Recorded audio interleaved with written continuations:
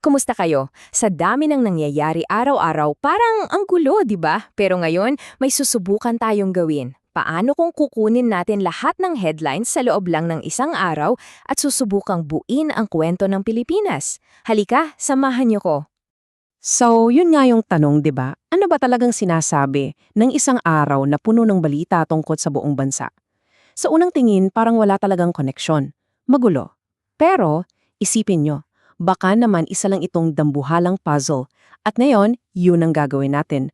Bubuin natin yung puzzle. Okay, para masimulan, unahin natin yung isa sa pinaka-importante sa lahat, ang bulsa ng bayan, ang ekonomiya.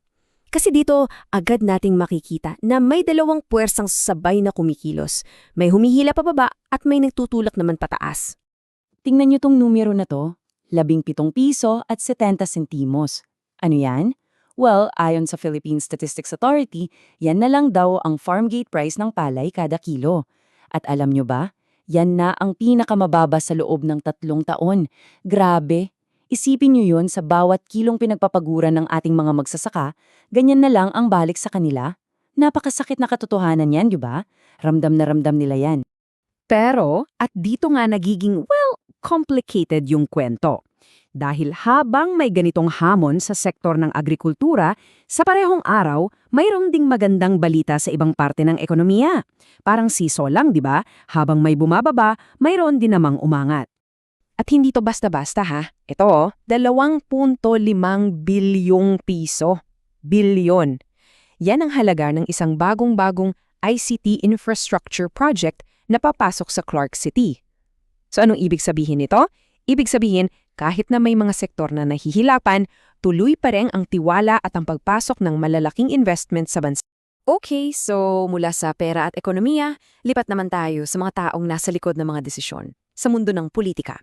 Kasi dito talaga nagaganap yung mga mainit na bangayan, yung mga debate, at yung mga importanteng polisiya na nakakaapekto sa ating lahat. At para magkaideya kayo sa drama, heto ang isang sample. Sa gitna ng isang mainit na investigasyon, binitawan ni Senator Ping Lacson itong mga salitang ito. Yan ang sagot niya kay Senator Imay Marcos. Wow! Diba? Isang sulyak pa lang yan sa tindi ng tensyon at sagutan sa loob mismo ng Senado. Pero alam nyo, hindi lang naman puro ingay at bangyayan. Kasi sa likod ng lahat ng yan, may mga ahensya ng gobyerno na tahimik lang na gumagawa ng trabaho nila. Sa mismong araw na to, may mga balita tungkol sa pagpapalawak ng programang Abot Kayang Bigas, may paglilinaw tungkol sa e-driver's license, tapos sa international front naman, pumirma pa tayo ng isang mahalagang free trade deal sa UAE. So, yun yung point, diba? Maraming nangyayari behind the scenes na hindi laging laman ng primetime news. Okay, hinga muna tayo ng malalim kasi lilipat tayo sa isang mas seryosong usapan. Pag-usapan naman natin ang katarungan at seguridad. Kasi base sa mga balita ng araw na to, malinaw na sinusubok talaga ng husto ang sistema natin. I mean, yung mga headlines sa araw na ito, parang pinapakita talaga yung bigat ng mga problemang kinakaharap ng ating justice and security system. Mula sa mga malalaking kaso dito sa atin, hanggang sa lumalalang tensyon sa ating mga karagatan. Multifaceted yung challenges, kumbaga.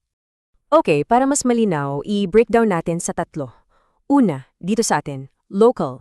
Naglabas ng arrest warrant para sa negosyanteng si Atong Ang. Ito yung may kinalaman sa kaso ng mga nawawalang sabunggero. Pangalawa, sa ating mga border, lalong umiinit ang sitwasyon sa West Philippine Sea. Imagine, 41 barko ng China ang namataan doon.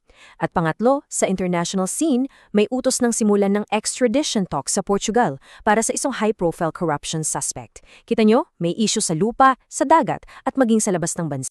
Okay, so, ekonomiya, politika, seguridad, ang bigat, no? Pero sa gitna ng lahat ng yan, kumusta naman ang pang-araw-araw na buhay natin mga Pilipino? Dito naman natin silipin yung mga bagay na mas malapit sa bituka, mas malapit sa puso natin, yung kultura, yung mga simpleng alalahanin at yung mga maliliit na selebrasyon. At unahin na natin to.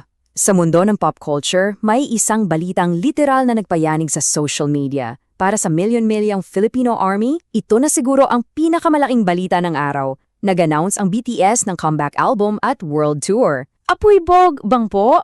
Diba? Patunay lang po kung gaano kalaki ang impact ng kultura sa daily life natin. Pero hindi lang K-pop yan. Meron ding mga usapin na medyo masakit sa batok. Literally. Yung headline tungkol sa Technic. Narinig niyo na ba yan? Ito yung paalala na habang masaya yung teknolohiya, binabago rin nito yung kalusugan natin. Nakaka-relate ba kayo dyan? At syempre, mawawala ba naman ang basketball? Hinding-hindi. Sa gitna ng isang super dikit na PBA semifinals, yung sinabi ni Coach Chot Reyes na, ibibigay namin ang lahat na yung gabi. Yan yung pusong palaban na tatak Pinoy talaga, lalo na pagdating sa sports. Ramdam mo yung passion, di ba? So ayun, grabe, ang daming nangyari, no? Ekonomiya, politika, K-pop, basketball. Ngayon, i-zoom out natin. Ano ba talaga yung nabubuong picture mula sa lahat ng piraso ng puzzle na to? Pagdugtong-dugtungin natin. So ano nga ba ang kwento ng isang araw sa Pilipinas? Simple lang pero malalim. Isa siyang kwento ng sabay-sabay na kontradiksyon. May ekonomiya tayong sabay na umuusad at nasasaktan. May gobyerno tayong maingay sa harap ng kamera pero may mga importanteng bagay na tahimik na ginagawa sa likod. May sistema tayo ng katarungan na bugbog sarado sa mga hamon pero patuloy na lumalaban. At sa gitna ng lahat ng yan, andyan tayong mga Pilipino. Isang kulturang sobrang buhay na siyang nagpapaalala sa atin kung bakit natin ginagawa ang lahat ng to. At dyan natin tatapusin. Yan ang kwento ng Pilipinas sa loob lang ng 24 na oras. At ang iiwan kong tanong sa inyo ay ito. Kung ganito ang kwento ngayon, anong kwento naman kaya ang isusulat ng mga headlines bukas?